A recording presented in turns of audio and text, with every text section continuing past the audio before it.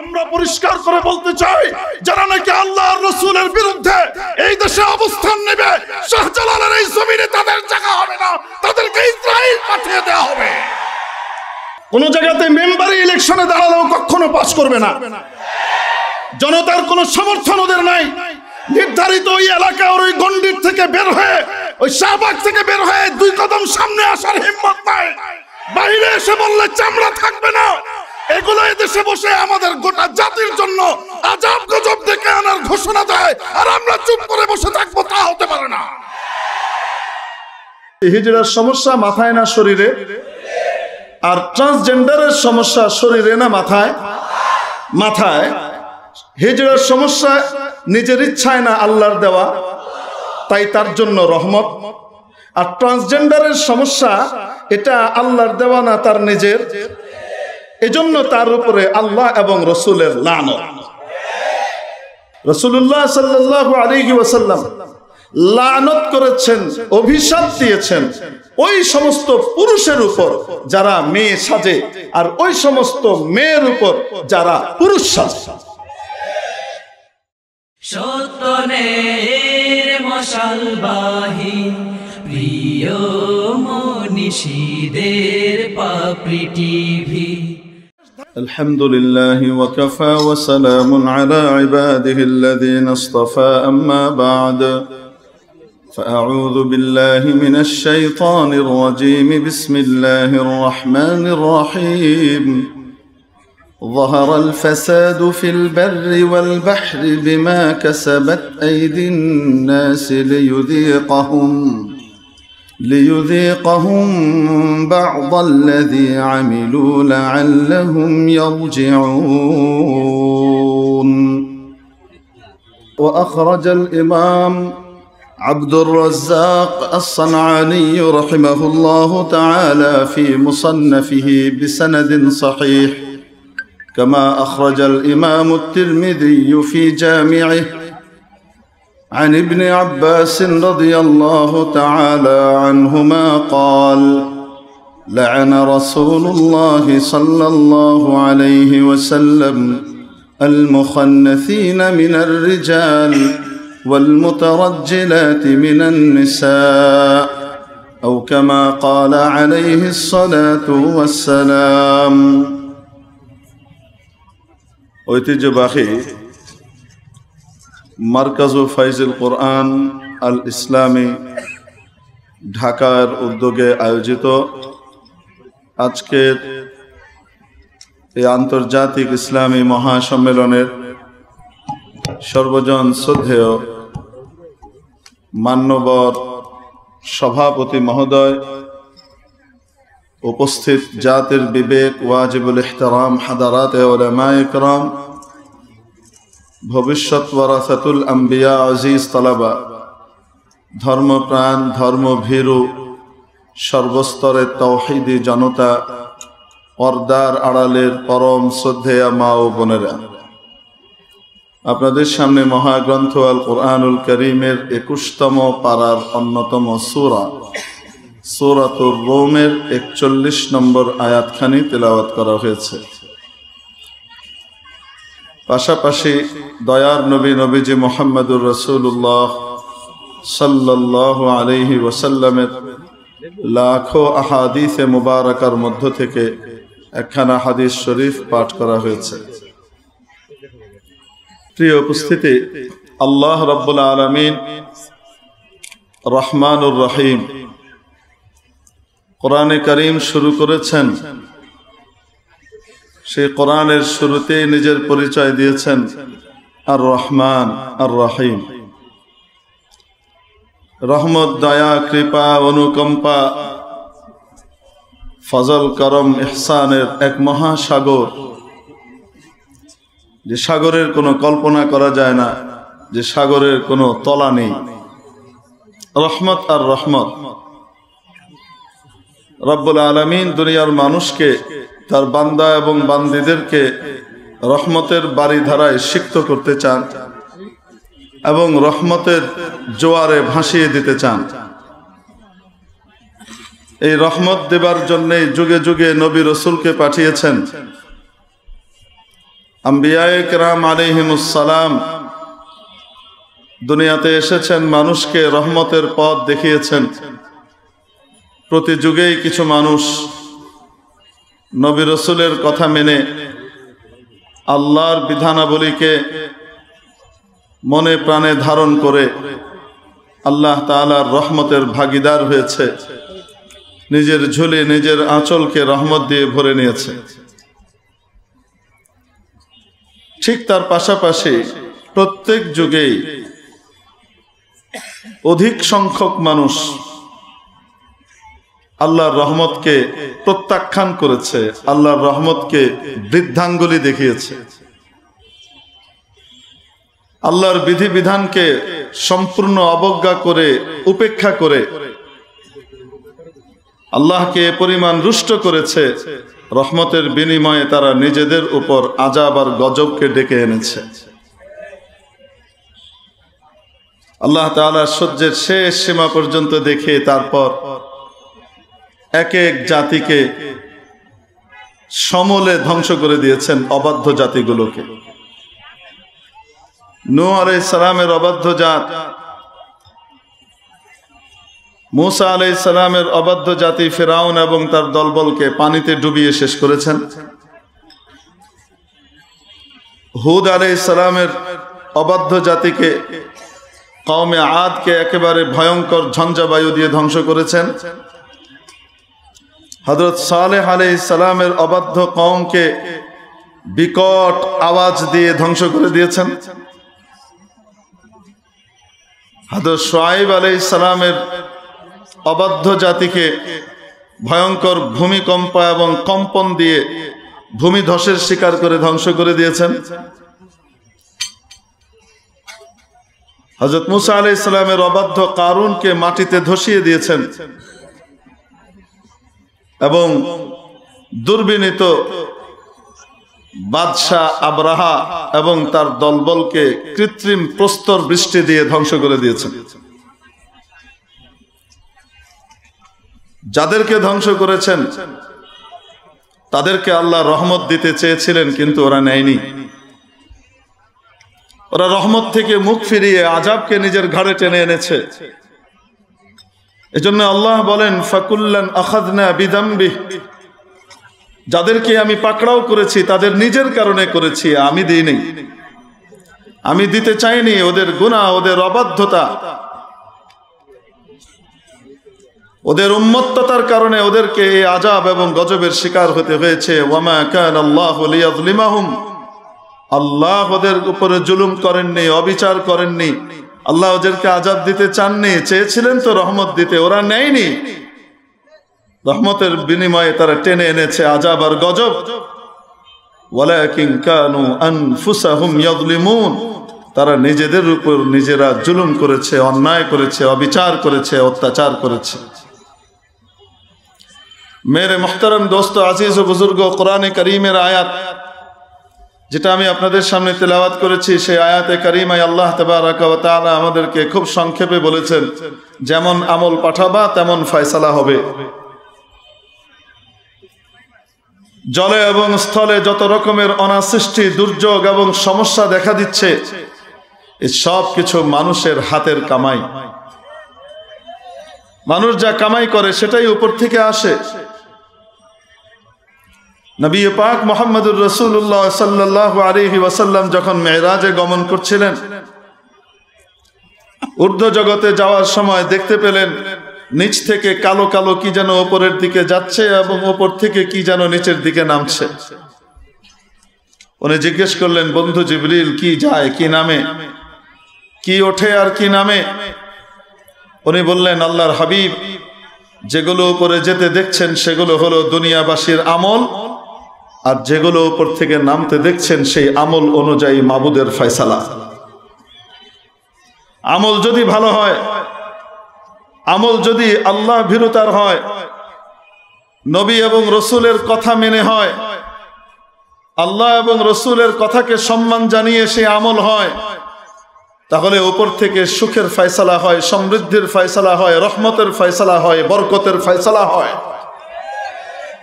আর যদি তার বিপরীতটা হয়, মুরগি চোরার দল যদি সাংবাদিক সম্মেলন করে বলে বাংলাদেশ কোরআন হাদিসের আইনে চলবে না, কোরআন হাদিস অনুযায়ী চলতে পারবে না, চলবে না, যদি কথা বলে প্রকাশ্যে ঘোষণা দেয় কোরআন হাদিস মানে কি আল্লাহর কথা এবং রসুলের কথায় বাংলাদেশ চলবে না, আল্লাহর জমিনে বসে আল্লাহর সূর্য এর আলো নিয়ে আল্লাহর অক্সিজেন দিয়ে নিজের জীবনকে টিকিয়ে রেখে এখানে বসে 92% মুসলিমদের সামনে বসে এই কথা দ্ব্যর্থহীন ভাবে ঘোষণা করে, সকলের সামনে ধৃষ্টতা প্রদর্শন করে আল্লাহর রসুলের কথা এই দেশে চলবে না, যে বা যারা বলে, যে বা যারা আল্লাহর রসুলের কথার অনুযায়ী চালাতে বলবে তাদেরকে আফগানিস্তান অথবা পাকিস্তানে পাঠিয়ে দেওয়া হবে। আমরা পরিষ্কার করে বলতে চাই, যারা নাকি আল্লাহর রসুলের বিরুদ্ধে এই দেশে অবস্থান নেবে, শাহজালালের এই জমিনে তাদের জায়গা হবে না, তাদেরকে ইসরায়েল পাঠিয়ে দেওয়া হবে।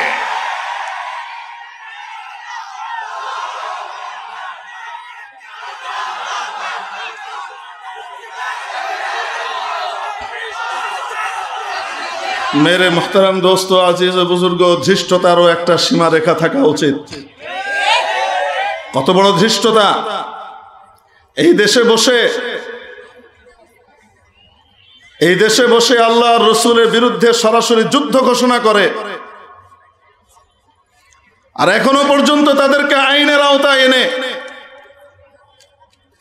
এদেরকে যথাযোগ্য শাস্তির ব্যবস্থা এদের জন্য করা হয় না। এই আফসোস রাখার জায়গা আমাদের নাই। এই ধরনের সিদ্ধান্ত আর কথাবার্তা যখন উপরে যায় তখন উপর থেকে আযাব আর গজবের ফয়সালা হয়। এই দু চারটে এক হালি দেড় হালি যেগুলোর ভোটের দশা হলো এই, কোন জায়গাতে মেম্বারি ইলেকশনে দাঁড়ালেও কখনো পাস করবে না, জনতার কোনো সমর্থন ওদের নাই। নির্ধারিত ওই এলাকা ওর ওই গন্ডির থেকে বের হয়ে, ওই শাহবাগ থেকে বের হয়ে 2 কদম সামনে আসার হিম্মত নাই। বাইরে এসে বললে চামড়া থাকবে না। এগুলো এদেশে বসে আমাদের গোটা জাতির জন্য আযাব গজব ডেকে আনার ঘোষণা দেয়, আর আমরা চুপ করে বসে থাকবো, তা হতে পারে না।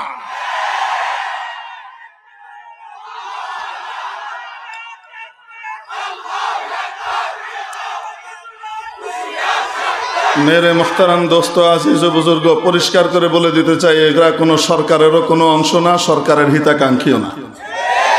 যখন এই দেশটা শান্ত হয়, সুন্দরভাবে চলে, কোনো গোলমাল নাই, কোনো গন্ডগোল নাই, একটার পর একটা ইস্যু এই চিহ্নিত চক্রটা কিছুদিন পর পর তৈরি করে এবং গোটা জাতির ভিতরে এক ধরনের প্রতিশোধের আগুন জ্বালায়। ঠিক কি ঠিক না?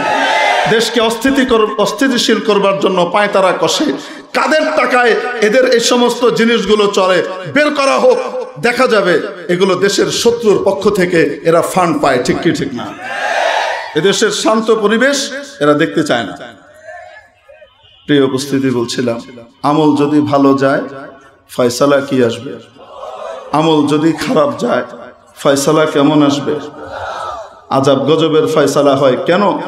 যখন মানুষ তার আমল দিয়ে আল্লাহকে অসন্তুষ্ট করে, মানুষ যখন তার সিদ্ধান্ত দিয়ে আল্লাহকে রুষ্ট করে, তখন উপর থেকে আযাবের ফয়সালা হয়। নতুবা আল্লাহ কখনো আযাব দিতে চান না।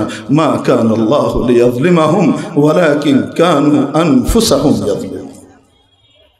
ওরা নিজেরাই নিজেদের উপরে আপদ ডেকে আনছে, আল্লাহ তো চাননি দিতে। রহমত নিয়ে এতভাবে এগিয়েছেন, বান্দা আয় আয় আয়, তুই যদি আমার দিকে 1 বিঘত আগাস আমি 1 হাত আসব। বান্দা যদি আমার দিকে 1 বিঘত আগায়, 1 বিঘত আগায় আমি তার দিকে 1 হাত যাই। সে যদি আমার দিকে 1 হাত আসে আমি তার দিকে 2 হাত যাই। বান্দা যদি আমার দিকে হেঁটে আসে আমি তার দিকে দৌড়িয়ে দৌড়িয়ে যেতে থাকি। আমার রহমত তাকে জাপটে ধরে ফেলে। রব্বুল আলামিনের এই ঘোষণাগুলা কি আমাদের কানে যায় না? মেরে মুহতারাম দোস্ত, আজিজ ও বুজুর্গ, যে জাতিগুলোকে আল্লাহ ধ্বংস করেছিলেন তাদের উপরে খুশি হওয়ার কারণে নাকি অসন্তুষ্ট আর নারাজ হয়ে? সাধারণ নারাজ না ভয়ঙ্কর রকমের রুষ্ট হয়েছিলেন? প্রিয় উপস্থিতি, কিন্তু একটা জিনিস লক্ষ্য করেন, আল্লাহ তাআলা এদের কোন জাতিকে ধ্বংস করবার জন্য 2 রকমের আযাব, 3 রকমের আযাব ব্যবহার করেননি। যাকে পানিতে ডুবিয়ে মেরেছেন তাকে ভূমিকম্প দেননি, যাকে ভূমিকম্প দিয়ে ভূমি ধসের মাধ্যমে হত্যা করেছেন, ধ্বংস করেছেন, তাদেরকে পানিতে ডুবাননি। যাদেরকে আবার আকাশের পাথরের বৃষ্টি দিয়ে ধ্বংস করেছেন, তাদেরকে বিকট শব্দ দিয়ে ধ্বংস করেননি। যাদেরকে বিকট শব্দ দিয়ে ধ্বংস করেছেন, তাদেরকে পানিতে ডুবানোর সাজা দেননি। যাদেরকেই ধ্বংস করেছেন কয় প্রকারের আযাব দিয়ে? ধ্বংসের সময় এক রকমের আযাব দিয়ে ধ্বংস করেছেন। কিন্তু গোটা ইতিহাস তালাশ করলে আপনি দেখবেন, মানব ইতিহাস তালাশ করেন, খুঁজলে আপনি দেখবেন মাত্র একটা জাতি, যেই জাতিকে ধ্বংস করবার সময় রব্বুল আলামিন এক প্রকারের আযাব দিয়ে ক্ষান্ত হননি, দুই প্রকার আযাব দিয়েছেন। তাতেও মনে হচ্ছে যেন আল্লাহর শান্তি হচ্ছে না। আল্লাহ তিন প্রকারের আযাব দিয়ে সমূলে বিনাশ করেছেন। এক কথায় তিনটা জাতিকে, তিনটা অবাধ্য জাতিকে ধ্বংস করবার জন্য ইন্ডিভিজুয়ালি যে তিনটি আযাব দিয়েছিলেন, সেই সবগুলা আযাব এক জাতিকে ধ্বংস করতে আল্লাহ একত্রিত করেছেন। কি মনে হয় তাদের উপরে কি সাধারণ রুষ্ট না ভয়ঙ্কর রকমের? এর চেয়ে বেশি ক্ষিপ্ত মনে হয় আল্লাহ আর কোন জাতির উপর হন নাই। এরা কারা? এই জাত কি করত? কেন আল্লাহ এত ক্ষিপ্ত হলেন? এই জাত যেটা করত, ইন্নাকুম লাতাতুনার রিজালা শাহওয়াতান মিন দুনিন নিসা বাল আনতুম কওমুম মুসরিফুন। লূত আলাইহিস সালামের অবাধ্য জাতি, যারা লূত আলাইহিস সালামের দিক নির্দেশনা মানত না, ফলো করতো না, তারা একটা জঘন্য কাজ করত যেটা কোনো জানোয়ারও করে না, কোনো কুকুরও করে না, কোনো শুয়োরও করে না। সেই কাজটা ওরা করত। সেটা কি? নিজেদের কামভাব চরিতার্থ করত নারীর পরিবর্তে পুরুষে পুরুষে। পুরুষ এবং নারীর যে বৈধ সম্পর্ক আল্লাহ দিয়েছেন শারীরিক জৈবিক চাহিদাটা পুরা করবার জন্যে, সেটা নারী আর পুরুষের বৈধ তরিকার বিপরীতে এরা পুরুষে পুরুষে এই কাজটা করত, যেটাকে আমরা কি বলি? আসতে বলেন। আল্লাহ তাআলা এটার উপরে এত ক্ষিপ্ত হতেন এবং এই জাতকে সমূলে ধ্বংস করেছেন। ধ্বংস করার আগে কি বলেছেন জানেন? লূত আলাইহিস সালামকে খবর পাঠিয়েছেন, আসরি বিআহলিকা বিকিতইম মিনাল লাইল, রাত থাকতে থাকতেই বেরিয়ে যান, আপনার দলবল, আপনার অনুগামী অনুসারী এবং আপনার পরিবার বর্গকে নিয়ে রাতের কোনো অংশে বেরিয়ে যান। খবরদার রাত যেন পার না হয়। কেন? তাদের প্রতিশ্রুত আযাবের সময় ঘনিয়ে এসেছে। সেই সময়টা হলো সকাল। ইন্না মাওঈদাহুমুস সুবহ আলাইসা সুবহু বিকরিব। হে লূত, সকাল কি অতি নিকটে নয়? সকাল তো চলে এলো বলে তাড়াতাড়ি বের হন, আপনার অনুসারীদেরকে নিয়ে তাড়াতাড়ি বের হন, আমি কঠিন সিদ্ধান্ত নিতে যাচ্ছি। যাওয়ার পথে বললেন, লূত একটা কথা, সবাই যাবে, পেছনে আযাবের আওয়াজ হবে, চিৎকার চেঁচামেচি হবে, আহাজারি হবে, বিলাপ হবে। এসবের পিছনে এদের প্রতি সামান্য মায়া টান কেউ যেন অনুভব না করে। কেউ যদি ওদের প্রতি সামান্য সমর্থন, সামান্য টান মনের ভিতরে পোষণ করে বা প্রকাশ করে, সেও কিন্তু তাদেরই অন্তর্ভুক্ত হয়ে যাবে। যারা এই কাজ করত তাদেরকেও ধ্বংস করেছেন, যারা এটাকে সমর্থন করেছে তাকেও ধ্বংস করেছেন। কেউ সমর্থন করছে না ওই সময়, কিন্তু মনের টান ওদিকে, আহা মানবাধিকার লঙ্ঘিত হচ্ছে, আহা এই লোকগুলো মনের ভাব প্রকাশ করতে পারলো না, আহা তারা যা মনে চায় সেটা করতে পারলো না, আহা তাদের অধিকারটা কোথায় গেল। একটু মনে করে ওদিকে সামান্য মুখেও বলেনি, শুধু ফিরে তাকিয়েছে। আল্লাহ বলেন, লা ইয়ালতাফিত মিনকুম আহাদ, খবরদার তোমাদের ভিতরে কেউ যেন ওদিকে ফিরেও না তাকায়। যদি শুধু ফিরে তাকায় তাহলে কি হবে? কেউ ফিরে তাকাবে না লোক, তবে শুধু আপনার বিবি যে আছে উনি ফিরে তাকাবেন, কারণ ওনার মনের টান ওইদিকে। আপনার বিবির মনের টান ওইদিকে। সে এগুলা করে না, কিন্তু যারা করে তাদের প্রতি তার সমর্থন আছে। ইল্লাম রাআতাক, ফিরে তাকাবে শুধু তোমার বিবি, আর ফিরে তাকানোর সাথে সাথে ইন্নাহু মুসিবুহা মা আসাবাহুম, ওদের কপালে যা জুটেছে তার কপালেও তাই জুটবে। এটা এমন এক ভয়ঙ্কর কাজ, যেই কাজের প্রতি সামান্য মৌন সমর্থন, মুখেও কিছু বলেনি, শুধু ঘুরে তাকিয়েছে, তাকেও আল্লাহ ছাড়েন নাই। আর কেউ যদি প্রকাশ্য সমর্থন করে তার অবস্থাটা কি হবে বলেন তো দেখি। মেরে মুহতারাম দোস্ত, এত ভয়ঙ্কর এই বিষয়টা ছিল। আল্লাহ তাবারাকা ওয়া তাআলা পরে আযাব নাজিল করা শুরু করলেন। লূত আলাইহিস সালাম সবাইকে নিয়ে চলে যাচ্ছেন, আযাব নাজিল হওয়া শুরু হয়েছে।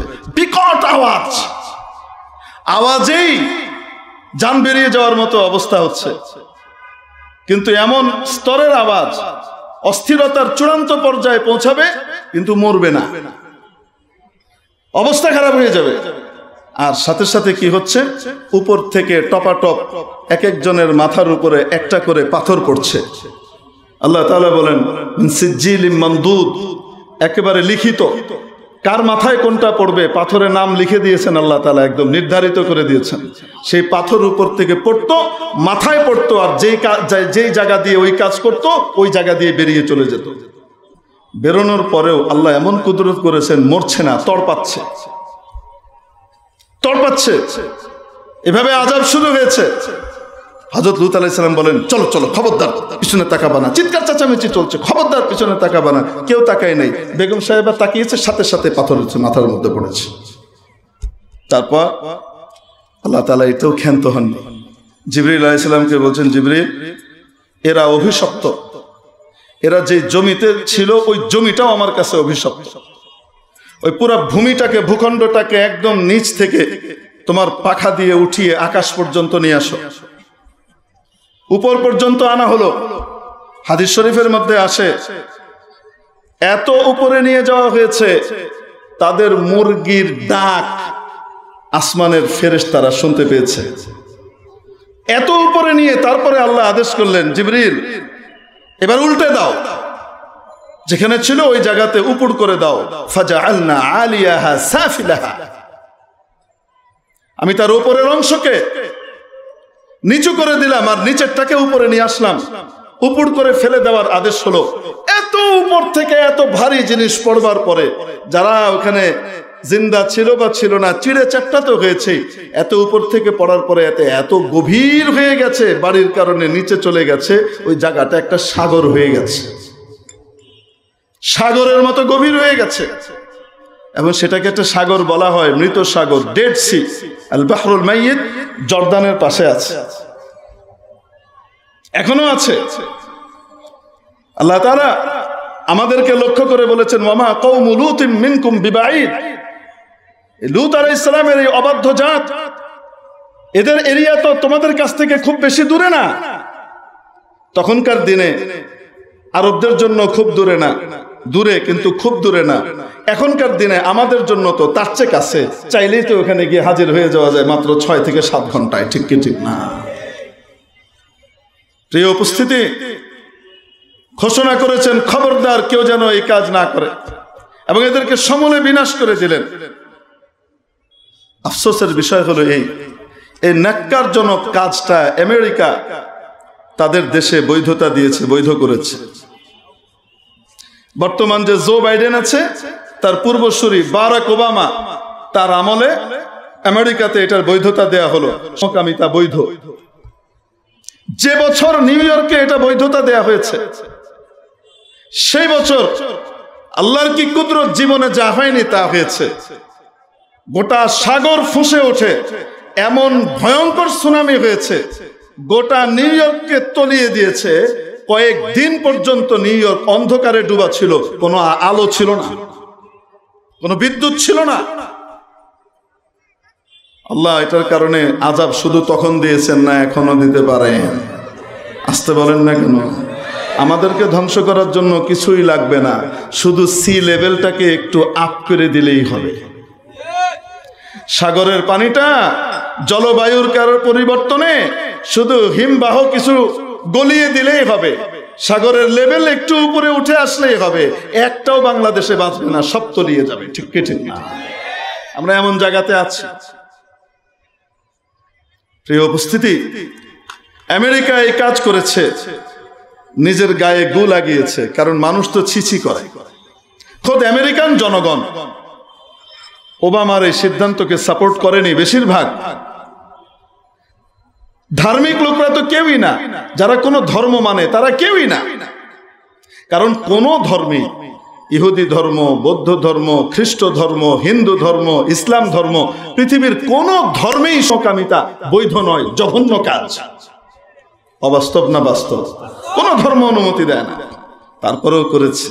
মার এসেছে, এখন গায়ে গু লেগেছে না, সারা দুনিয়া ছিছি করছে না।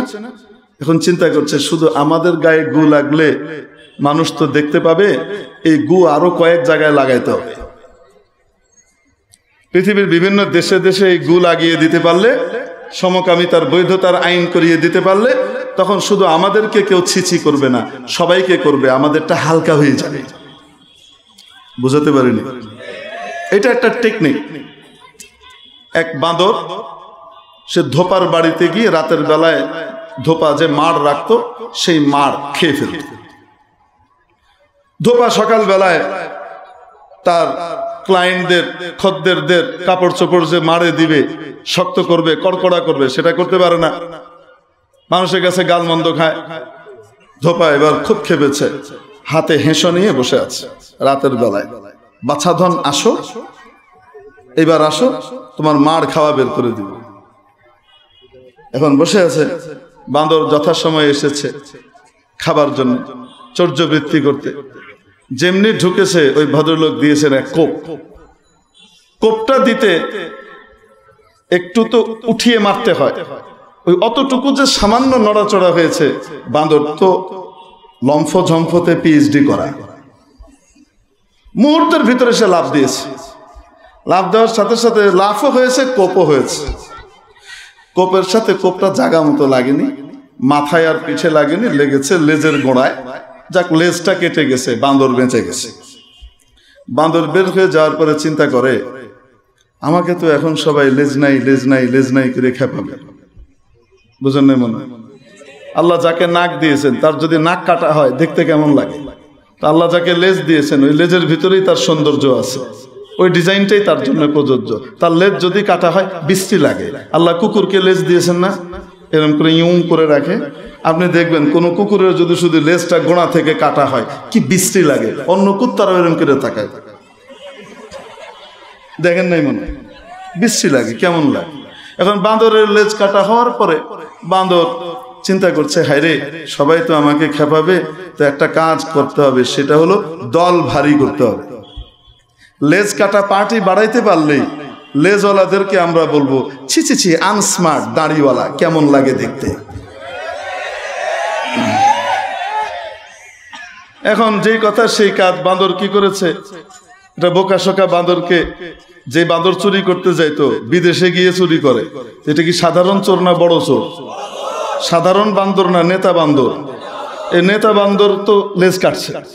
এখন সে চুপচাপ বসে আছে। যেমনি আরেক সহজ সরল বান্দর, সাধারণ খেটে খাওয়া বান্দর যাচ্ছে, তাকে বলে আসসালামু আলাইকুম ভাই। ওই সাধারণ প্রজা সে কয়, আল্লাহ ভাইজানকে কত সালাম দিছি, সালামের উত্তরও দেয় না। সালাম দিলে কয় হুম। আর এখন নিজে সালাম দিছে, আল্লাহ নেতা তো অনেক ভালো হয়ে গেছে। জি নেতাজি, কেমন আছেন ভাইজান? হ্যাঁ আসো আসো আসো আসো, অনেকদিন তোমাকে দেখে না, মনটা পুড়ে খুব খারাপ লাগে। আসো। ভালো আছে, ভালো, অনেক ভালো আছে, আগের চেয়ে এখন অনেক ভালো। কেন অসুস্থ ছিলেন নাকি ভাইজান? না না না, অসুস্থ না, খুব ভালো আছি। সুস্থই ছিলাম, তবে এখন ওই যে একটা ভেজাল ছিল না, ওই ভেজালটা অপারেশন করে আসছি। কি ভেজাল? কার একটা বিপদ আছে না, এই গাছ থেকে ওই গাছে লাফ দিলে বাড়ি খায়, এই ডালে আর ওই ডালে। তারপরে কোনো নিচের ডালে বসলে কুত্তা এসে কামড় মারে, ধরতে তো পারে না, লেজে কামড় মারে। এই লেজটা একটা বোঝা, এই জন্য এটাকে সাফ করে আসছে, অপারেশন করায় আসছে। বান্দর এরকম করে তাকায়, কি কন ভাইজান? কই দেখি, ইয়াল্লা বিশ্রী লাগতেছে। তোর কোনো রুচিই নাই, কিসের বিশ্রী লাগে? এত টাকা দিয়ে অপারেশন করাইছি, এত টাকা দিয়ে ছেলে থেকে মেয়ে হয়েছি, এত টাকা দিয়ে মেয়ে থেকে ছেলে হয়েছি, আর তুই কস আমার কি? হ্যাঁ, ওর খারাপ লাগে? তোর তো কোনো রুচি বুদ্ধি নাই। আরে কি যে আরাম, কি ইজি ফিল করতেছি বলতেই পারবে না। এখন আর কুত্তার ভয়ই নাই। এই ডাল থেকে ওই ডালে আমি তোদের চেয়ে আগে লাফ মারবো, দেখবি কোনো জায়গাতে তোরা আমার সাথে পারবি না, কেউ পারবে না। এখন ফাজাইলে লেজ কাটা আর মাসাইলে লেজ কাটা শুনতে শুনতে এই বান্দরের দিলের ভিতরে জাগ্রত হয়েছে ইচ্ছা, লেজ কাটলে তো তাহলে ভালো। ভাইজান আমার অপারেশনটা করানো যায় না? তুই কি কস? টু মাচ এক্সপেন্সিভ অপারেশন, অনেক ব্যয়বহুল, তুই কোথেকে করবি? ওই বান্দরের মন খারাপ হয়ে গেছে, আরে গরিব হয়ে জন্মাইলাম, যার কারণে লেজও কাটাইতে পারি না। আচ্ছা যাই হোক, শেষ পর্যন্ত কি করা? পরে এই বান্দর বলে, আচ্ছা যাক, তোর মন খারাপ দেখে আমার ভালো লাগছে না, মনটা নরম হয়ে গেল। শোন, আমি অপারেশনটা শিখে আসছি, বুঝছিস? এই সার্জারিটা আমি শিখে আসছি, জনগণের খেদমত করবো বলেই তোকে দিয়েই শুরু করি, ফ্রি অফ কস্ট করে দিব, কোনো পয়সা নিব না, কিন্তু খবরদার কাউরে বলবি না যে আমি তোরে ফ্রি করে দিছি, তাহলে কিন্তু আমার হসপিটাল বন্ধ হয়ে যাবে, টাকা টুকা থাকবে না। আচ্ছা ভাইজান, অনেক উপকার হবে। লেজ পাইতে দিছে, বান্দরে দিছে কোপ, কোপ দেওয়ার পরে এখন যখন লেজ কেটেছে, লাফ মেরে চিৎকার করে উঠলে বান্দর, ওরে ভাইরে, ওরে ভাইরে, ওরে ভাইরে গেলাম, ওরে ভাইরে গেলাম। কি হয়েছে? এমন করিস কেন? এরম করিস কেন? এরম করিস কেন? তোকে ফুল অ্যানেস্থেসিয়া দিলে তো আবার তুই আয়ানের মতো মরে যেতি, এজন্য তোরে দেই নেই, এজন্য তোরে কি করছি, এমনিই রাখছি। লাফাস কেন? ভাই আপনার না কইলে আরাম লাগে, কি ফিল করতেছিলেন? আরাম। এখন তো দেখি জলে। বান্দর কয়, জলে? শুধু আমারটা জ্বলবে কেন, তোরেও জ্বলতে হবে। এখন বাঁচতে হলে তোরও সবাই লেজ কাটা বলবে, আমারও বলবে, তুই ধীরে ধীরে লই আবি, আর আমি একটা একটা করে কি করুম, সার্জারি করে লেজ কাটতে। আমাদের দল ভারী করতে হবে। আমেরিকার নিজের গায়ে সকামিতার এই নোংরা আইনের গু লাগছে। এখন এই গু দেশে দেশে লাগাবার জন্য জাতিসংঘ এবং কিছু ভাড়াটে এনজিওদেরকে এরা কি করেছে, রেডি করেছে যে এরা দেশে দেশে কি করবে, এই গু লাগানোর ব্যবস্থা করবে। এখন এই আজাব আমাদের দেশে আনবার জন্যে আমেরিকাতে খুব ভালো করে জানে, এই দেশে যদি সমকামিতার আইনের কথা বলা হয় তাহলে কল্লা থাকবে না। ঠিক কি ঠিক না? কিচ্ছু থাকবে না। মানুষ শোনার আগেই, পুলিশ আসার আগেই গণধুলায় ছাপ করে দিবে। ঠিক কি ঠিক না? পুলিশ আসার সময় পাবে না। এখানে তো এটা করা যাবে না, তো কি করা যায়?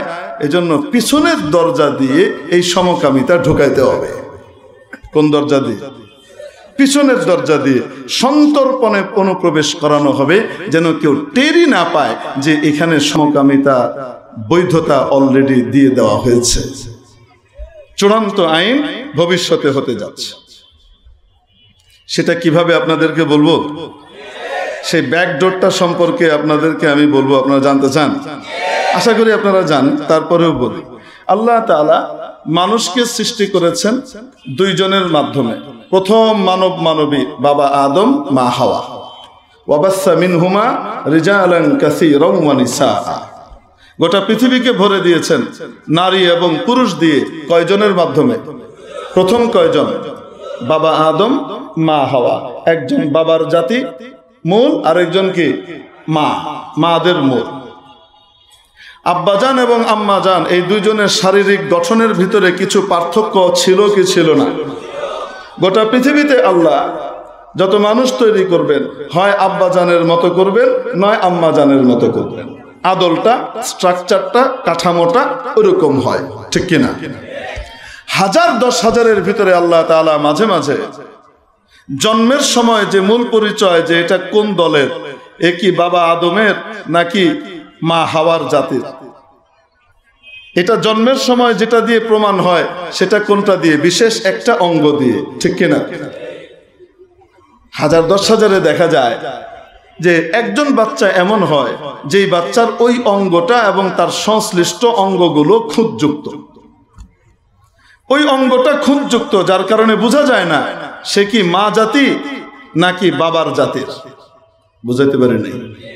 সে কোন পার্টের এটা বোঝা যায় না। এরকম বাচ্চাকে বা এরকম মানুষকে আমাদের সমাজে কি বলে? হিজড়া। বলেন তো দেখি, আল্লাহ তাআলা হিজড়াকে এই খুঁত দিয়ে কেন তৈরি করে? আল্লাহ নিখুঁত করতে পারেন কি পারেন না? কেন করেন? অনেক কারণ আছে। একটা কারণ বলি, একটা কারণ হলো যেন আমি আর আপনি তাকে দেখে আল্লাহর শুকর আদায় করতে পারি যে আমার আল্লাহ চাইলে তো আমাকে ওরকম বানাতে পারতেন, কিন্তু আমার আল্লাহ ওরকম না বানিয়ে আমাদেরকে সুস্থ বানিয়েছেন। এজন্য মাবুদের দরবারে হাজার কোটি শুকর। এই শুকরের বিশেষ অনুভূতি তৈরি হয় হিজড়াকে দেখে, ঠিক কিনা? অতএব হিজড়ার মাধ্যমে শুকরের অনুভূতি হলো শুকর করতে পারলাম, তাহলে তার সাথে কি খারাপ আচরণ করব না ভালো আচরণ?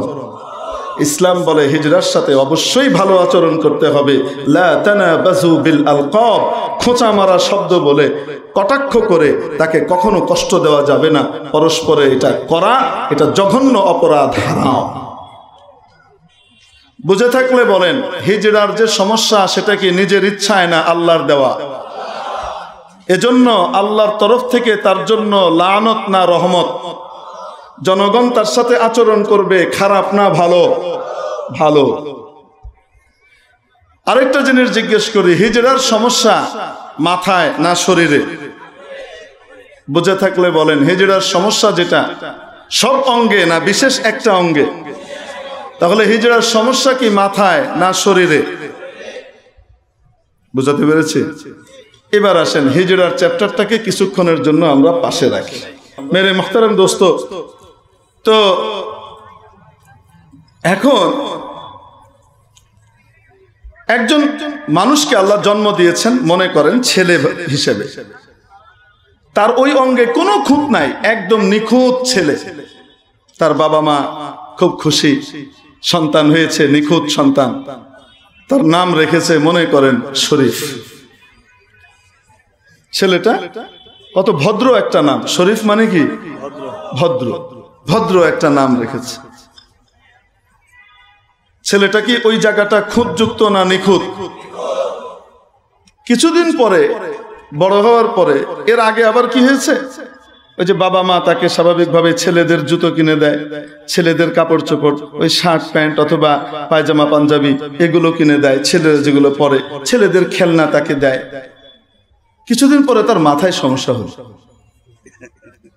সমস্যা হওয়ার পরে সে এখন মনে করতে লাগলো, না আমি আসলে ছেলে না, শারীরিকভাবে ছেলে হলেও মনে মনে আসলে আমি মেয়ে।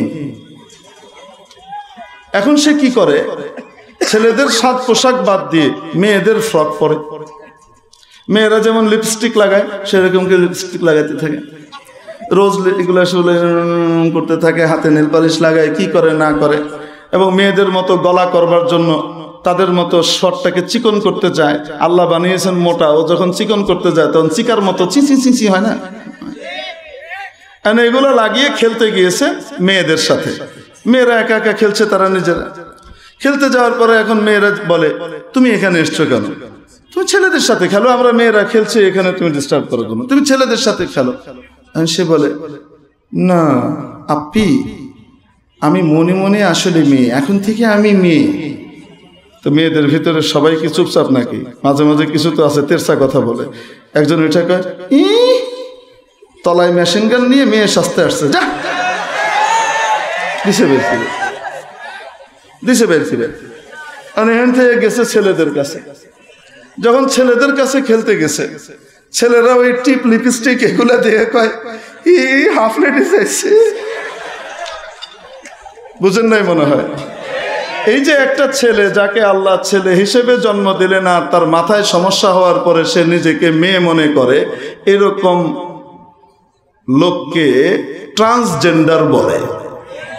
বুঝে থাকলে বলেন, সমস্যা শরীরে না মাথায়? মাথায় সমস্যাওয়ালাকে আপনারা কি বলেন? পাগল। সোজা কথাই হলো ট্রান্সজেন্ডার মানেই পাগল। বুঝাইতে পারেনি? আর একটা মেয়ে, আল্লাহ তাকে সুস্থ মেয়ে বানিয়েছেন। সে কিছুদিন পরে মনে করে, না না না আমি আসলে একটা ছেলে, আমি একটা ছেলে করে কথা বলতে চায় ছেলেদের মতো কৃত্রিম ভাবে, আর ছেলেদের সাথে যে মিশতে চায়। তো বলেন তো দেখি, এর সমস্যা শরীরে না মাথায়? এই ট্রান্সজেন্ডার সুস্থ না পাগল? এই পাগলদের ট্রিটমেন্টের জন্য পাবনায় পাঠানো দরকার, ঠিক কি ঠিক? আর এই সমস্ত পাগল সাধারণ পাগল নয়, যে পাগল দেখতে সুস্থ মানুষের মতো, এরকম পাগল ভয়ঙ্কর, কারণ তার পাগলামি আর উন্মাদনা সে সুস্থ মানুষের ভিতরে সংক্রমিত করে। ঠিক কি ঠিক না? মেরে মুহতারাম দোস্ত, এই যে শরীফ থেকে শরীফা, এটা কি কোনো সুস্থ চেতনা না পাগলের চেতনা? এই পাগলকে যে পাগল মনে না করে বলবে, তার মনের যা ইচ্ছা সেটার প্রতি সম্মান জানানো উচিত, সমাজকে সেটা মেনে নেওয়া উচিত। বুঝতে হবে ওরও মাথা খারাপ হচ্ছে, ওটাকেও পাবনায় পাঠানো দরকার। ঠিক কি ঠিক? প্রিয় উপস্থিতি, এই যে পাগল আছে না, এই পাগল সুস্থ পাগল, শারীরিকভাবে সুস্থ, মাথায় সমস্যাওয়ালা পাগল এবং হুঁশের পাগল, যার কারণে এর সমস্যা আপনাদেরকে বলেছি, হিজড়ার সমস্যা মাথায় না শরীরে, আর ট্রান্সজেন্ডারের সমস্যা শরীরে না মাথায়? মাথায়। হিজড়ার সমস্যা নিজের ইচ্ছায় না আল্লাহর দেওয়া, তাই তার জন্য রহমত। আর ট্রান্সজেন্ডারের সমস্যা এটা আল্লাহর দেওয়া না, তার নিজের, এজন্য তার উপরে আল্লাহ এবং রসুলের লানত। মুসান্নাফে আব্দুর রাজ্জাক এবং তিরমিজি শরীফের ভিতরে সহিহ সনদে আব্দুল্লাহ ইবনে আব্বাস রাদিয়াল্লাহু তাআলা আনহুমা থেকে হাদিস বর্ণিত হয়েছে, রাসূলুল্লাহ সাল্লাল্লাহু আলাইহি ওয়াসাল্লাম লানত করেছেন, অভিশাপ দিয়েছেন ওই সমস্ত পুরুষের উপর যারা মেয়ে সাজে, আর ওই সমস্ত মেয়ের উপর যারা পুরুষ সাজে। পুরুষের বেশ ধারণকারী নারী আর নারীর বেশ ধারণকারী পুরুষ, এদের উপর আল্লাহ রাব্বুল আলামিনের রহমত না লানত? বুঝে থাকলে বলেন, ট্রান্সজেন্ডারের উপরে আল্লাহর রহমত না লানত? এই লানতওয়ালাদেরকে যারা সমর্থন দেবে, পৃষ্ঠপোষকতা করবে, যারা এদের পক্ষ নেবে, তাদের উপরেও লানত। অতএব ট্রান্সজেন্ডার বিষয়টা কি খুব হালকা না অনেক কঠিন? এই একটা জিনিসের কারণে গোটা দেশের জন্য আযাবের ফয়সালা হবে। ঠিক কি ঠিক না? এবং এইরকম যার যা মনে চায় সে তা, তার মনে চাইলো আমি নারী, এখন সে নারী। আবার তার মনে চাইলো আমি ছেলে, সে কি হয়ে গেল? নারী থেকে ছেলে হয়ে গেল। যা মন চায়, যে যা মনে মনে ভাববে, তাকে সমাজ সেটাই মানতে হবে। এটাই যদি হয়, তাহলে আমি আপনাকে জিজ্ঞেস করি, একজন লোক, সে একটা ওই যে ছুঁচো আছে না, চিকা, ইঁদুরের খালাতো ভাই আর কি, ওইটা নিয়ে মুখ দিয়ে এরকম করে টেনে খাচ্ছে, মুরগির রোস্টটা অসাধারণ হয়েছে। চিকারে কি বলতেছে? আরে বলেন না কেন? এই লোক ছুঁচোকে কি মনে করছে? বলেন না কেন? মুরগি। ঠিক কিনা? বাস্তবের সাথে মিলে না বিপরীত? একটা ছেলে আল্লাহ বানিয়েছেন ছেলে, নিজেকে মনে করে মেয়ে, বাস্তবের সাথে মিলে, এই টাইপের। এখন বলেন তো দেখি, এই লোকের মাথা ঠিক আছে না পাগল? এখন কেউ যদি বলে না না না না না, তার ভাবার একটা অধিকার আছে, তার মানবাধিকার লঙ্ঘন করা যাবে না, সমাজকে মেনে নিতে হবে, এখন থেকে ছুঁচোই মুরগি, এই কথা যদি কেউ বলে, ওর মাথা ঠিক আছে না পাগল? এই ট্রান্সজেন্ডারের পক্ষে যারা কথা বলে, এগুলা হলো ছুঁচোকে মুরগি বলার পক্ষপাতী লোকগুলার মতো। এই সবগুলা পাগল, সবগুলাকে আমাদের পাবনায় কারাগারে পাঠানো দরকার, ওইখানে হসপিটালে পাঠানো দরকার। ঠিক কি ঠিক না? আর যে যা মনে করে সেটাই যদি তাই হয়, তো তাহলে তো হঠাৎ মনে করেন, আমার মন চাইলো সকালবেলায় ঘুম থেকে উঠে আমার মনে হলো যে আমি সাধারণ প্রজা নই, বরং আমি এদেশের সবচেয়ে বড় জনসেবক, প্রধানমন্ত্রী। আমার মনে হলো, এটা আপনারও মনে হতে পারে। যার যেটা মনে হবে সে সেটা, এবং সমাজকে সেটার স্বীকৃতি দিতে হবে। আমেরিকার এই পাগলামি মার্কা প্রস্তাব, জাতিসংঘের এই পাগলামি মার্কা প্রস্তাব যদি এটা মেনে নিতে হয়, তো তাহলে কি আমাদের মাননীয় প্রধানমন্ত্রী গদি ছেড়ে আমাকে কি ওই চেয়ার দিয়ে দিবেন? দেওয়াটা কি উচিত হবে? বলেন না কেন? দেওয়া উচিত হবে। কেউ যদি এটার পক্ষে সমর্থন করে, সে কি সুস্থ না পাগল? পাগল। চিকিৎসার জন্য পাবনা পাঠানো দরকার। ঠিক কি ঠিক না? আর যদি এটাকে মেনে নিতে হয়, যে যা মনে করবে সমাজকেও সেটা মেনে নিতে হবে। এটাই যদি হয় তো তাহলে তো প্রধানমন্ত্রীর চেহারা আর একটা হবে না, দেশে যতজন লোক আছে সবাই প্রধানমন্ত্রী হয়ে যাবে। ঠিক কি ঠিক না? দেশ থাকবে না রসাতলে যাবে। তাহলে ট্রান্সজেন্ডার আইন, এই পাগলের আইনের সমর্থন মানে গোটা দেশে বিশৃঙ্খল পরিস্থিতি তৈরি করবার সূচনা মাত্র। ঠিক কি ঠিক না? শিয়াল হঠাৎ মনে করতে লাগলো সকালবেলায় ঘুম থেকে উঠে, মনে হচ্ছে এখন থেকে আমি মুরগি।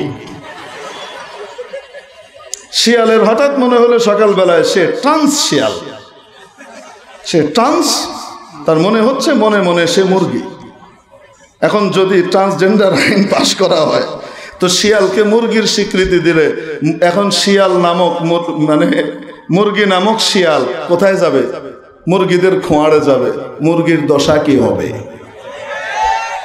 শরীফ মনে করেন ঢাকা ইউনিভার্সিটির একটা হলে থাকে, পড়ালেখা করে, অনার্স করছে। শরীফ হঠাৎ শরীফের মাথা খারাপ হলো, সে মনে করতে লাগলো আমি এখন থেকে ট্রান্স, আমি শরীফা। আর আইন যদি ওটা হয়তো স্বীকৃতি দিয়ে দেওয়া হলো তো আইনগতভাবে সে এখন কি হয়েছে? আমাদের বাংলাদেশে এই জঘন্য আইন এখনো হয় নাই। আলহামদুলিল্লাহ আমাদের মাননীয় প্রধানমন্ত্রী একজন তাহাজ্জুদ গুজার মানুষ। উনি দিনের কার্যাবলী কোরআন তেলাওয়াতের মাধ্যমে শুরু করেন। বহু মানুষের মুখে শুনেছি খবরে মুস্তাফিজের দরজায় পৌঁছায় গেছে মনে হয়। তো এই জন্য এইরকম একজন প্রধানমন্ত্রীর আমলে এই টাইপের পাগলামি মার্কা অভিশপ্ত আইন বাংলাদেশে হবে, এটা আমরা কখনো কল্পনা করি না। ঠিক কি ঠিক না? প্রিয় উপস্থিতি, একটা কথা ছোট্ট করে বলবো নাকি? এখন এই যে শরীফা নিজেকে শরীফা দাবি করলো, এখন সে কি হয়েছে? আইনগতভাবে কি মেয়ে। কিছুক্ষণের জন্য ধরে নেন, মনে করেন কালামাঙ্কির কাছে দিছিল আইনের খসড়াটা একটু করে দেন, ভিতরটা যেমন কালো বাহিরও ভিতর সবই তো মুনাফিক না, একদম খাঁটি কালা, তো এটা আইন করে দিল। এটা হতে পারে, সমাজ হতে পারে। আইন একটা হলো মনে করেন 2-3 দিনের জন্য হয়েছে, তারপরে পিঠা খায়া সোজা হয়ে গেছে, আইন আবার সোজা হয়েছে। ঠিক কি ঠিক না? মনে করেন হইলো। এখন শরীফ আইনগতভাবে কি হয়েছে? শরীফা এখন ছেলেদের হলে থাকতে পারবে না, মেয়েদের হলে যাবে। মেয়েদের হলে গেলে অবস্থাটা কি হবে? শিয়াল মুরগি হলে যা হইতো। ঠিক কি ঠিক না?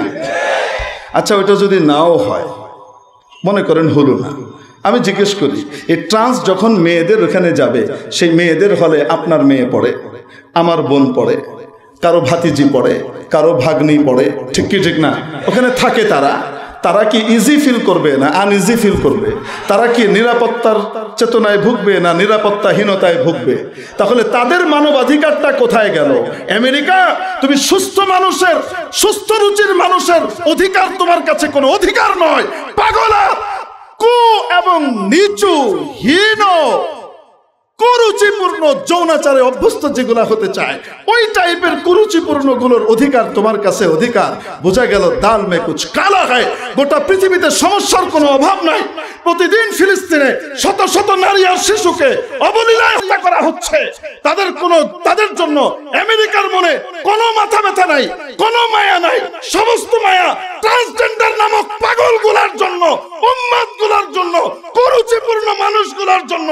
এই ধরনের কুরুচিপূর্ণ জিনিস এই সোনার বাংলায় কোনোদিন বাস্তবায়ন করতে দেওয়া হবে না ইনশাআল্লাহ।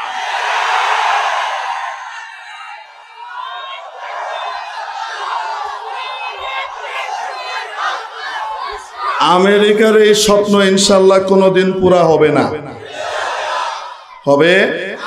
হবে না ইনশাআল্লাহ। আচ্ছা এবার আসেন আরেকটা সূরতে যাই। শরীফ কি হয়ে গেছে? আমি বইয়ের কথা বলছি না, বই তো আলাদা, এগুলো গবেষকরা বলবে। আর কোনোদিন বই সাবজেক্ট নিয়ে বলতে গেলে সেদিন বলা হবে। আজকে বই নিয়ে কোনো কথা নেই না। এখন শোনেন, শরীফ আইনগতভাবে কি হলো? এখন শরীফা বিয়ে করবে একটা মেয়ে। সে কি কোনো মেয়েকে বিয়ে করবে না ছেলেকে? বাংলাদেশের সংবিধান এবং আইন দিয়ে মেয়ের মধ্যে কোনো বিয়ে হয়? ছেলের কোনো বিয়ে হয় না। তো কার সাথে বিয়ে করবে? একটা ছেলেকেই তো বিয়ে করবে, কারণ তো সে এখন আইনগতভাবে কি মেয়ে। তো এই শরীফা বিয়ে করলো বল্টু মিয়ারে। কাকে?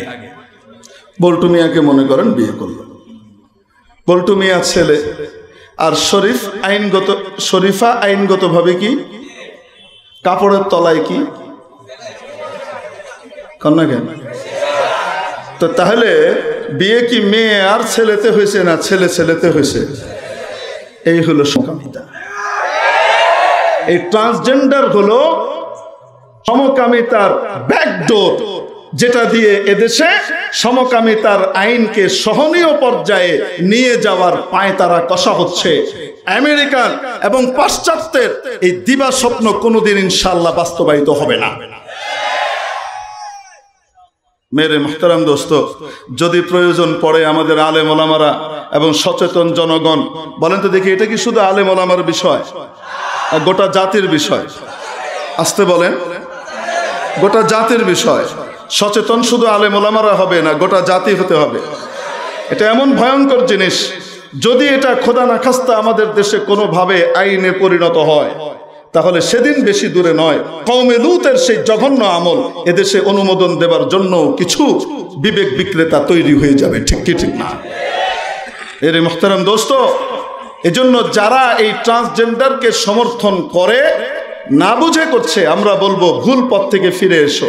এটা গজবের পথ, এটা সমকামিতার পথ, ফলাফল সমকামিতা। ফলাফল নিজের জেন্ডার চেঞ্জ করা মানে আল্লাহর সাথে বিদ্রোহ ঘোষণা করা। লা তাবদীলা লিখালকিল্লাহ, আল্লাহর সৃষ্টিতে মৌলিক কোনো পরিবর্তন করার কোনো সুযোগ নাই। আল্লাহ সূরাতুর রুমে এই আদেশ জারি করেছেন, কেউ যদি লিঙ্গ পরিবর্তন করে, কেটে কুটে খোদা না খাস্তা অপারেশন করে চেঞ্জ করে, তার উপরে অভিশাপ কম না অনেক বেশি। এই অভিশপ্ত আইনের পক্ষে যারা যাবে তাদের উপরে অভিশাপ আসবে। আসতে বলেন ঠিক কিনা? এখন কি চুপ করে বসে থাকার সময়, না সকলকে সচেতন হবার সময়? বোঝাতে পারি নাই মনে হয়। মেরে মুহতারাম দোস্ত, শেষ কথা বলে দিচ্ছি, যে যা মনে করে সে তাই। এই সমকামিতার পক্ষে অবস্থান নিয়েছে আমাদের দেশের কিছু এনজিও।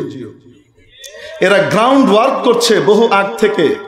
90-এর দশকের পর থেকে তাদের গ্রাউন্ড ওয়ার্ক এদেশে শুরু হয়েছে। তারা LGBTQ এর নামে, বিভিন্ন নামে ধীরে ধীরে মানুষের মগজ ধোলাই করছে। আর এই ধরনের ট্রান্সজেন্ডারদেরকে আপনার এটাকে কি বলে, হিজড়া, এদের সাথে একীভূত করে মিলিয়ে হিজড়ার সহমর্মিতা ট্রান্সজেন্ডারের দিকে ট্রান্সফার করার চেষ্টা চালাচ্ছে তারা বহু আগ থেকে। আমাদের অন্তর্দৃষ্টি সম্পন্ন আলেম ওলামারা, আল্লামা খতিব ওবায়দুল হক সাহেব রহমতুল্লাহ আলাইহি, আল্লামা শামসুদ্দিন কাসমি রহমতুল্লাহ আলাইহি, শেখুল হাদিস আল্লামা আজিজুল হক সাহেব রহমতুল্লাহ আলাইহি, আল্লামা মহিউদ্দিন খান সাহেব রহমতুল্লাহ আলাইহি, পীর মুহসিনউদ্দিন দুদুমিয়া রহমতুল্লাহ আলাইহি, হযরত মাওলানা ফজলুল করিম পীর সাহেব চরমনাই রহমতুল্লাহ আলাইহি থেকে শুরু করে দেশের বড় বড় অন্তর্দৃষ্টি সম্পন্ন আলেম ওলামারা আজ থেকে 25-30 বছর আগে জাতিকে সচেতন করেছিলেন যে সমস্ত এনজিও গুলো এদেশে আসছে, এই নন গভর্নমেন্ট অর্গানাইজেশন, এই বেসরকারি সাহায্য সংস্থাগুলো এদেশে সাহায্য করবার জন্য আসছে না, এদেশের মানুষকে স্বনির্ভর করবার জন্য আসছে না। এরা আসলে ইস্ট ইন্ডিয়া কোম্পানির নব্য রূপ। ইস্ট ইন্ডিয়া কোম্পানি এদেশে ব্যবসার নাম দিয়ে ঢুকে 190 বছর এদেশের জাতিকে গোলাম বানিয়ে রেখেছিল। এরা এখন এসেছে নতুন রূপে, সেবার নামে এদেশের রুটের ভিতরে ঢুকে, একদম তৃণমূল পর্যায়ে ঢুকে তাদের ভিতরে কাজ করে এদেশের কৃষ্টি, কালচার, সভ্যতা, ভদ্রতা, সংস্কৃতি সবকিছুকে ধ্বংস করে বিজাতীয় কুরুচিপূর্ণ কালচার এদেশে ডাম্প করবার জন্য তারা এসেছে। তখন তারা বলেছিলেন, আজ আমরা চোখের সামনে দেখছি। ব্র্যাক, আশা, কারিতাস, বন্ধু তখন থেকে শুরু করেছে, এখন থেকে নয়। ব্র্যাক এখন তাকে যখন ধরেছে সবাই, বলুন আপনারা কি ট্রান্সজেন্ডারের পক্ষে, হ্যাঁ বা না বলুন। তারা বাইনারি উত্তর দিতে পারছে না, কারণ যদি বলে হ্যাঁ, মায়ের একটাও মাটিতে পড়বে। বলেন না কেন? তো পিঠ বাঁচানো দরকার। আবার যদি কয় না, না বললে যারা এতদিন টাকা দিয়ে তাদেরকে পুষছে তারা বলবে এতদিন খাওয়ায় পড়ায় এই নিয়ে কাম করাইছি, ফান্ড বন্ধ। বুঝেন নাই মনে হয়? অতএব নাও বলতে পারছে না। তো কি বলে? মাঝামাঝি ফাঁক ফোকর। বাংলাদেশ সরকার সংবিধান এবং আইনকে ব্র্যাক শ্রদ্ধা করে। বাংলাদেশ সরকার এবং বাংলাদেশের আইন আর সংবিধান যদি কোনো কিছুকে অনুমোদন দেয়, সেক্ষেত্রে ব্র্যাক অনুমোদন দেবে। তার মানে বোঝা গেল বাংলাদেশ সরকারের উপরে তার অগাধ আস্থা, বাংলাদেশের সংবিধানকে সে খুব মানে। বোঝাইল না? আমি আপনাকে এখানে বের করে দেখাই। বলেন তো দেখি, এখনো ট্রান্সজেন্ডার আইন বাংলাদেশে পাশ হয়েছে? বলেন না কেন? সংবিধানের অংশ হয়েছে? আরে এখনো পর্যন্ত সংসদেই পাশ হয়নি, ঠিক কি ঠিক না? তাহলে আমাদের ব্র্যাক কোন পক্ষে যাওয়ার কথা? তাদের দাবি অনুযায়ী কোন পক্ষে? তারা এখনো ট্রান্সজেন্ডারের পক্ষে নয়। যদি সরকার আইন করে তখন তারা ওইদিকে যাবে, এটাই তো অর্থ। এখনো সরকার কিন্তু আইন করে নাই। কিন্তু ব্র্যাকের অন্যতম গুরুত্বপূর্ণ অঙ্গ সংগঠন আপনারা জানেন, ব্র্যাক ব্যাংক। এই ব্র্যাক ব্যাংকের আপনার অ্যাকাউন্ট খুলবার জন্য যে ফর্ম, সেই ফর্ম আমি আপনাকে দেখাচ্ছি। সেই ফর্মের মধ্যে এই পিএলসি অ্যাকাউন্টের জন্য যে ফর্ম, সেই ফর্মের মধ্যে তারা আগে কি লেখা হতো অ্যাকাউন্ট খুলবার সময়? অ্যাকাউন্ট হোল্ডার কোন জেন্ডারের? Mail, female, others. ছেলে, মেয়ে, অন্যান্য। বুঝলেন মনে হয়? তিনটা ঘর থাকতো। কেউ ছেলে হলে সে ছেলেতে টিক দিবে, মেয়ে হলে মেয়েতে টিক দিবে, অন্যান্য হলে অন্যান্যতে, মানে হিজড়া হলে সে অন্যান্যতে কি করবে? টিক দিবে। ব্র্যাক বাংলাদেশে আইন হওয়ার আগেই এই যে দেখেন, এখানে তারা এখন লিখেছে মেল, ফিমেল, ট্রান্সজেন্ডার। তারা লিখেছে মেল, ফিমেল এবং কি ট্রান্সজেন্ডার। বাংলাদেশ সরকার কি ট্রান্সজেন্ডার আইন পাশ করেছে? তাহলে বাংলাদেশ সরকার আইন পাশ করার আগেই তারা যে লিঙ্গের পরিবর্তন করে এখানে ট্রান্সজেন্ডার লিখলো, বাংলাদেশ সরকারের আইনকে, সংবিধানকে বৃদ্ধাঙ্গুলি দেখাবার কারণে ব্র্যাকের সমস্ত কার্যক্রম, সমস্ত সংস্থার কার্যক্রম এদেশে অবিলম্বে বন্ধ করা উচিত। ঠিক ঠিক না? ধোঁকাবাজির জায়গা নাই। এরা এদেশের সকামিতা, এরা এদেশে অভিশপ্ত ট্রান্সজেন্ডার প্রথা, এইটা প্রমোটর। এদের সাথে যদি কেউ সম্পর্ক রাখে, লূত আলাইহিস সালামের স্ত্রীর সাথে যা হয়েছিল তার কপালেও তা জুটার কথা। ঠিক কি ঠিক না? সিদ্ধান্ত আপনাদের কি করবেন? ব্র্যাকের আড়ং থেকে জিনিস কিনবেন কিনা, ব্র্যাকের ইউনিভার্সিটিতে বাচ্চাকে পাঠাবেন কিনা, ব্র্যাককে আপনার তাদের ব্যাংক এবং তাদের যে মাশাআল্লাহ ভ্রাম্যমান ব্যাংক বিকাশ আছে, এগুলাতে আপনারা টাকা দিবেন কিনা, সম্পর্ক রাখবেন কিনা, এটা আপনাদের ব্যাপার। এটা নিয়ে আমরা কিছু বলবো না। ইচ্ছা হলে রহমত নিবেন, ইচ্ছা হলে গজব নিবেন। ট্রান্সজেন্ডার প্রথা এবং এই আইন, এটা রহমতের না অভিশাপের? রাসূলের দৃষ্টিতে এটা কি রহমতের না অভিশাপের? আল্লাহ তাআলা আমাদেরকে বুঝবার তৌফিক দান করেন। ওয়া আখিরু দাওয়ানা আলহামদুলিল্লাহি রাব্বিল আলামিন। আসসালামু আলাইকুম ওয়া রাহমাতুল্লাহি ওয়া বারাকাতুহু। পাপড়ি টিভি, হক্কানি ওলামায়ে কেরামের মুখপাত্র।